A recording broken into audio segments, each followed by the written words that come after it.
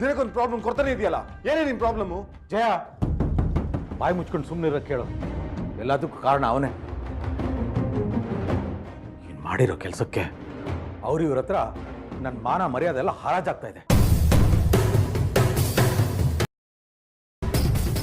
ಮಾನ ಮರ್ಯಾದಿನ?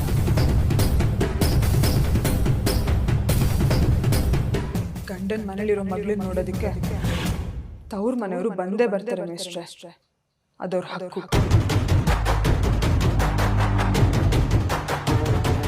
ನೀವು ಯಾರ್ದಾರು ನೆಂಟ್ರ ಮನೆಗೆ ಹೋದ್ರೆ ಕೈ ಬೀಸ್ಕೊಂಡು ಹೋಗ್ತೀರಾ? ಇಲ್ಲ ತಾನೆ? ಹಾಗಿರುವಾಗ ಅವ್ರವ್ರ ಮಗಳನ್ನ ನೋಡೋದಕ್ಕೆ ಬಂದಿದ್ದು ಅವ್ರು ಹಾಗೆ ಬರ್ತಾರಾ? ಅಷ್ಟಕ್ಕೇನೆ ನೀವು ಅವ್ರಿಗೆ ಬಾಯಿಗೆ ಬಂದಾಗ ಬೈದು ಅವಮಾನ ಮಾಡ್ತೀರಾ? ನಮ್ಮಪ್ಪನ ಪ್ರಶ್ನೆ ಮಾಡ್ತಿದ್ಯಾ ನೀನು? ತಪ್ಪು ಯಾರೇ ಮಾಡಿದ್ರು ಅವ್ರನ್ನ ಪ್ರಶ್ನೆ ಮಾಡಬೇಕು ಅಂತ ಇದೇ ತರ ಒಬ್ರು ಮೇಷ್ಟ್ರು ನನಗೆ ಹೇಳ್ಕೊಟ್ಟಿದ್ದಾರೆ. ಮನೇಲಿ ಬಲವಂತವಾಗಿರ್ಬಾರ್ದು, ಅದನ್ನ ನಾಚಿಕೇಡು ಅಂತ ಆ ಮೇಷ್ಟ್ರು ಹೇಳ್ಕೊಟ್ಟಿಲ್ವಾ? ಬಲವಂತವಾಗಿ ಬದುಕಿ ಕೈ ಹಾಕಿದ್ರೆ ಅವ್ರನ್ನ ಹಿಗ್ಗ ಮುಗ್ಗ ಜಾಡಿಸಿ ಬೆಂಡೆತ್ತಿ ಬ್ರೇಕ್ ಹಾಕಬೇಕು ಅಂತಾನು ಹೇಳ್ಕೊಟ್ಟಿದ್ದಾರೆ.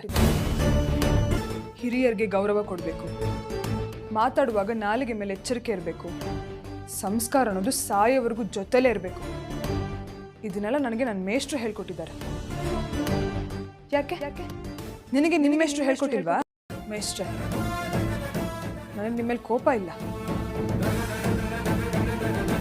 ನೀವು ನಡ್ಕೊಂಡಿದ್ದ ರೀತಿಗೆ ಆಕ್ಷೇಪ ಇದೆ ಅಷ್ಟೇ. ಅಂಥದ್ದು ನಾನೇನು ಮಾಡಿದೆ?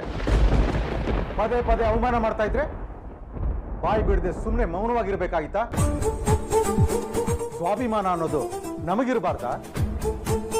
ಬನ್ನಿ ಬನ್ನಿ, ನಾವೆಲ್ಲ ಬರಗಟ್ಟಿದ್ದೀವಿ, ಎಲ್ಲ ಐಟಮ್ಸ್ ಇಲ್ಲಿ ತಂದು ಜೋಡಿಸಿ ಅಂತ ಹಲ್ಗೀಚ್ಬೇಕಾಗಿತ್ತಾ? ನೀವಂತವ್ರಾಗಿದ್ದಿದ್ರೆ ನಾನು ನಿಮ್ಮ ಮನೆಗೆ ಕಾಲೇ ಇಡ್ತೀನಿ.